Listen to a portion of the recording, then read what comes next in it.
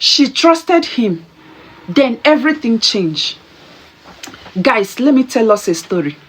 A 19-year-old girl from a township had finished matric. Like many young people, she had dreams of going to college, building a career and changing her life. But life at home was not easy, so she moved to Johannesburg to stay with her aunt. At first, she thought things would finally get better, but life in the city was not as simple as she expected. She felt alone. She felt like she was starting from zero. Then she met a Nigerian man. At first, he was everything she expected. He was very kind. He was very attentive. He made her feel seen. He made her feel chosen. From the first time, she felt like someone truly valued her. Not long after, she felt pregnant. Most people thought he would disappear, but he didn't. Instead, he stayed. He went to her family. He introduced himself properly. He promised Labola. He promised marriage. He promised future. And when their baby girl was born, life felt a bit stable. Not so perfect, but hopeful. Then came an idea that changed everything. The man told her there was a way for them to build a better life. A house, a car, a future for their child. But because she was South African, the loan application would be easy in her name. That was what he said to her. We are family. Don't worry. I would handle everything. Because she trusted him, she agreed. The home loan was approved. A car was financed. Credit card was opened. Cash loan followed. Suddenly they had access to money they never had before. Life changed overnight. Then he suggested they travel to Nigeria so his family could meet the woman he intended marrying.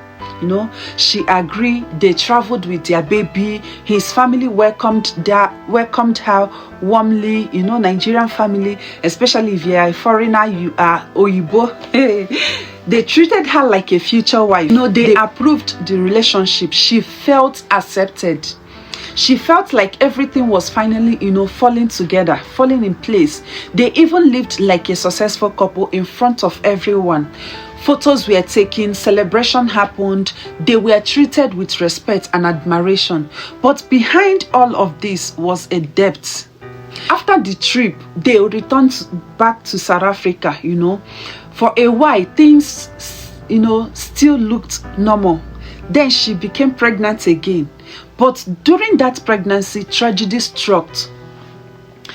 Her father passed away. The grief hit her so hard. The emotional stress affected her health. And then she suffered another devastating loss. She lost the pregnancy. She lost the baby. Everything around her broke into pieces. Like she thought everything had broken at once. But life didn't slow down. The bills didn't stop. The loans didn't stop. The pressure did not stop. The relationship started changing and arguments increased, promises reduced, and the man who once, had big plans to stay with her forever began to withdraw. Then reality hits. The bank started calling. The house loan needed repayments. The car payments were due. The credit cards were maxed. The cash loans were overdue. And that is when she discovered something she never fully understood before. Most of the debts were in her name, not his name, hers. Today, she said she felt trapped. Because she trusted someone she loved and signed those documents, believing they were building a future together. Now she feared being blacklisted. She feared losing everything she worked for. And she feared, raising her daughter alone while carrying the debts she cannot handle. But there is something she had also realized. Love without understanding can become a risk. You know, trust without clarity can become very expensive. Before I end this video, I want to say something very important here. This is not a story about Nigerians. This is not a story about South Africans. Just bear in mind that good and bad people exist everywhere in the world. This is a story about trust, love, and financial decisions in relationship. Now, I want to hear from you guys. If you were her friend, what will you advise her to do right now? Because she's confused. And ladies, have you ever ignored financial red flags because you were so much in love with a person?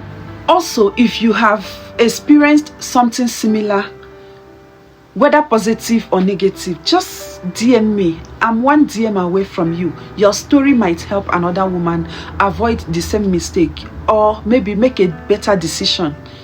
Yes, guys, we have come to the end of today's video. If you are coming across my videos for the first time, I'm a Nigerian woman who lives here in South Africa. In this channel, I share everything related to my experience, my opinion, you know, other people's experience. So, guys, let's put the comments, let's keep the comments rolling. I want to hear your comments. I would like to hear your advice for this lady. For now, bye.